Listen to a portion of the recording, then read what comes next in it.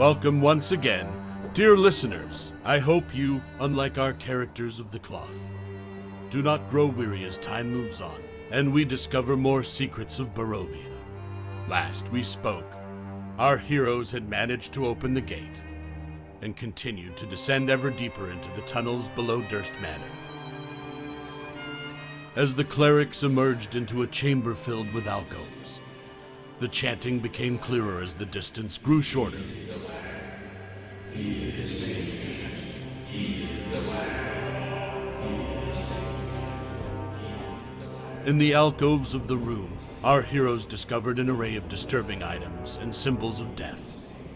Disembodied body parts, ground bone meal, bleeding wood, and even a cracked dragon egg drained of its life and color, with the baby dragon's corpse still within its broken shell. Perhaps strangest of all was a large chunk of amber, from which the heroes could feel an evil aura. As Onyx, Herbert, and Graves discussed the items, in particular the dragon egg, Nareth searched through a small hall partially filled with water, and which ended with a closed portcullis. Beyond was a large chamber with a sacrificial altar, and a long balcony around its edges. This chamber seemed to be the source of the chanting, but Nareth saw no persons inside. After debating trying to break through, the clerics decided to try taking the back hallway they had spotted earlier.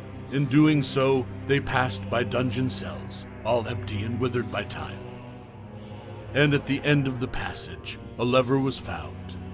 As Herbert pulled the lever, shifting sounds came from the walls, and 4 undead armors appeared around the clerics. A battle ensued, the toughest yet for our heroes. The foul creatures were resistant to normal weapons, and Graves soon discovered that the necrotic damage dealt by their Toll the Dead spells rejuvenated the undead.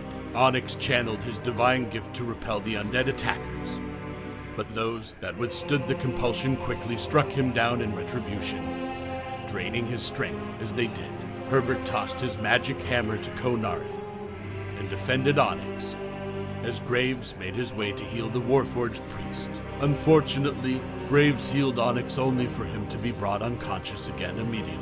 As Nareth begins to make headway in destroying the assailants, Herbert was brought low and his strength was also diminished by the terrifying attacks of the undead.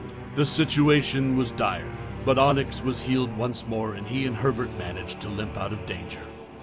Finding the now open passage to the sacrificial chamber, Nareth, aided by Graves' sacred flames, managed to continue holding off the undead, until 2 were felled by hammer and spell.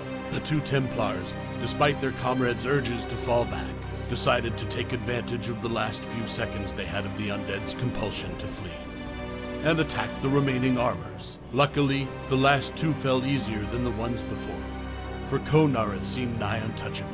Finally, all were defeated, as the party was getting dangerously low on health and spells. Yet, the danger had not passed, as the ceiling immediately began to collapse. Fleeing through the passage Onyx found, the party escaped the collapse. Now, they stood in the final chamber and began to search. Upon the altar, Nareth found a bundle, and as he approached, 13 dark apparitions appeared along the balcony, dark robes and voids where faces should be.